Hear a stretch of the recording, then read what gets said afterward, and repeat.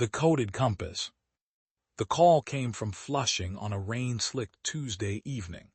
Temujin recognized the quiet urgency in the woman's voice before she finished speaking. Her name was Olan. Her younger brother, Batbayar, had not come home for 3 days. "He left only this," she said when they met in a small apartment above a Mongolian grocery on Main Street.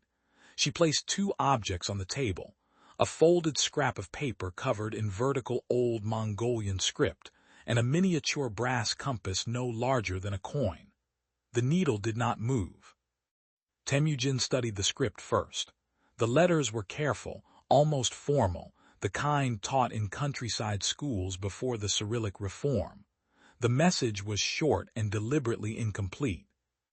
"The needle does not point north. It points to the ones who count us. Before we learn to count ourselves. Look where the new names are sold." He turned the compass over in his palm. The glass was intact, the casing unmarked, yet the mechanism inside had been deliberately disabled. Someone had removed the magnetized needle and replaced it with a thin strip of ordinary metal, a compass that could never find true north. "He worked for a startup in Manhattan," Olan said. "Data something." He was proud. He said the company helped immigrants find jobs and housing. Then he became quiet. "Last week he told me he had seen something he should not have seen." Temujin nodded. He had heard similar stories in other cities. New arrivals, eager and trusting, handed over documents, phone numbers, family details, banking information. Most of the time the data was used as promised. Sometimes it was not. Silicon Alley did not announce itself with neon. It hid inside converted warehouses and glass towers near Union Square, where young companies burned through venture capital and sleep in equal measure. Temujin moved through the district the way he moved through any unfamiliar territory, slowly, listening more than speaking. Batbayar's company was called North Star Analytics. Their public face was clean and progressive, an app that matched recent immigrants with services, language classes, and employment. Their internal systems, Temujin soon learned, collected far more than they advertised. He began with the digital trails, public records, domain registrations, employee LinkedIn histories, and the quiet corners of developer forums where people sometimes complained under anonymous accounts. One post, deleted but still cached, mentioned secondary datasets and high-value demographic packages. Another spoke of a private auction scheduled for the end of the month. The old Mongolian message made sudden sense. The ones who count us before we learn to count ourselves. The company was packaging the personal data of new immigrants, addresses, immigration status, financial vulnerability, and selling it to third parties who specialized in targeted scams, predatory lending, and political micro-targeting. Batbayar had found the pipeline, and then he had vanished. Temujin found the first human crack in a late-night coffee shop on 23rd Street.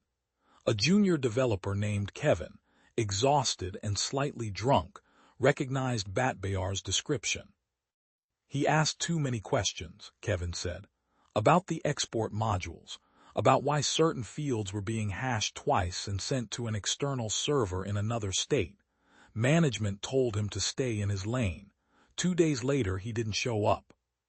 "Where would someone go?" Temujin asked, "if they were scared but still trying to finish something?" Kevin hesitated.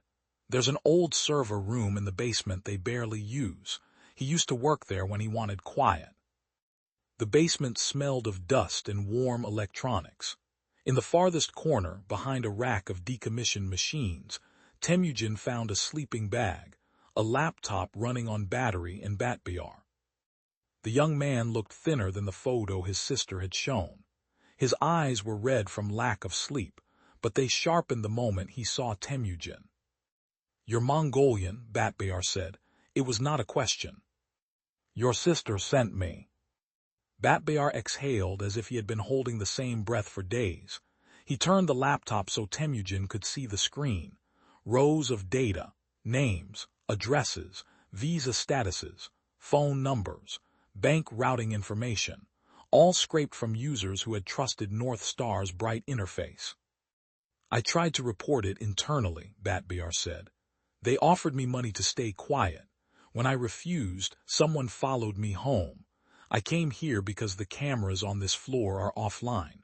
I've been copying everything I can before they wipe the logs. Temujin studied the compass still in his pocket, a tool that had been made useless on purpose, a warning that the usual directions no longer applied. You can't stay here, he said, and you can't send the files from this building. They will be watching the network. Batbear's hands trembled slightly. If I walk out with this, they will know. These people have lawyers, they have money. I'm just a programmer who got a work visa last year. Temujin sat on the concrete floor across from him. Then we do not walk out with it the way they expect. We make the information travel a different path, and we make sure you are already somewhere safe when it arrives. The plan was simple in design and careful in execution. Temujin used 3 separate public networks across the city, none of them connected to Batbear's accounts. The files were encrypted, split, and delivered to a small cluster of journalists and digital rights organizations that specialized in immigrant data exploitation. At the same time, Oyeon arranged a quiet place for her brother with relatives in New Jersey, far enough from the company's immediate reach.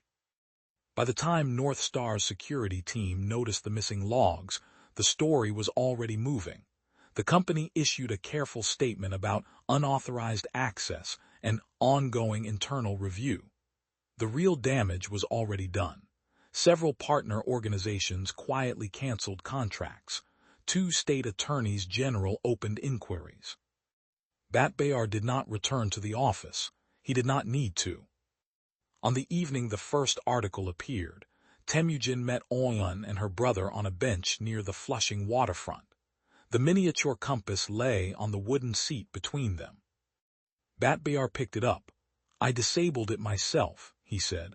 I wanted whoever found it to understand that the usual directions were lies, that north was not north. Temujin nodded. You were right to be careful. You were also right to keep going. The young man looked out at the dark water.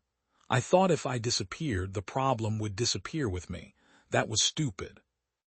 No, Temujin said. It was human. Fear makes people hide. Courage makes them leave a trail for someone else to follow. He left the compass with them.